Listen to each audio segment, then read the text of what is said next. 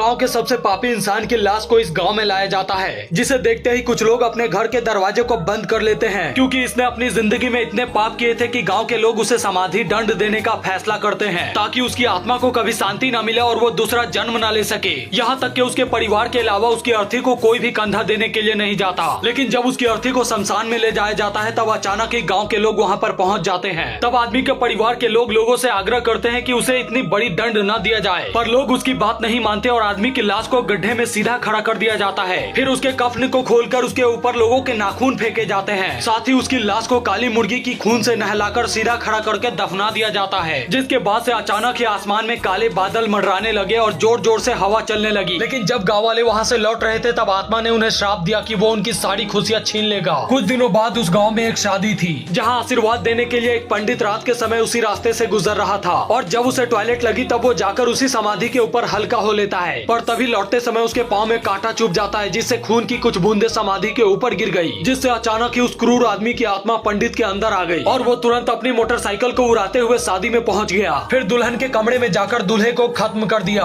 साथ ही अजीबोगरीब तरीके से हंसते हुए दुल्हन के खोपड़ी को बाल समेत उखाड़ लिया, जिससे दुल्हन वहीं तरफ तरफ कर मर गई। इस बात की पता चलते ही गाँव में पूरी तरह से अफरा तफरी मच गई और पुलिस ने उस पंडित को दोषी समझकर अरेस्ट कर लिया। पर उस आदमी की आत्मा सही सलामत समाधि में आ लौटी। गाँव के इस पापी इंसान को अस्थि दंड देने के बाद गांव में अचानक से मौतें होने लगी। इसलिए एक आदमी अपनी बेटी को बचाने के लिए मस्जिद के इमाम के पास गया। तब उन्होंने लड़की के लिए कुछ दुआएं की और उसके माता पिता को शमशान घाट में काली मुर्गी की बलि देने को कहा। इसीलिए रात के 10 बजे दोनों पति पत्नी पूरे विधि विधान से एक मुर्गे की बलि देकर चले जाते हैं। तब कुछ देर बाद गाँव का ही एक लड़का उस रास्ते से गुजर रहा था, और जैसे ही उसने सामने देखी उसके होश उड़ गए, क्योंकि जिस मुर्गे की बलि दी गई थी, उस मुर्गे को पापी आदमी की आत्मा बड़े ही चाव से खा रही थी। इसलिए उसने अगले दिन ये बात गाँव के इमाम को बताई, जो सुनने के बाद इमाम भी दंग रह गए। तभी एक आदमी अपनी बेटी की शादी का कार्ड लेकर इमाम के पास आया। तब इमाम ने आदमी से वो शादी रोक देने को कहा, लेकिन आदमी नहीं सुनता। रात को शमशान में अचानक ही उस पापी आदमी की साइकिल उठ खड़ी हुई और फिर बिना किसी सवारी के पूरे गांव में चक्कर लगाने लगी। अगले दिन उस शमशान घाट की अस्थि के पास उसके परिवार के लोग आते हैं, और जब वो लोग उस साइकिल को वहाँ देखते हैं, तब वो दंग रह जाते हैं। परिवार के लोग रोते हुए उसकी अस्थि पर मटन और दारू रखकर चले गए। कुछ देर बाद उसकी आत्मा बाहर निकली और बड़े ही चाव से दारू के साथ साथ मटन खाने लगी। अगले दिन उस गाँव में एक शादी थी,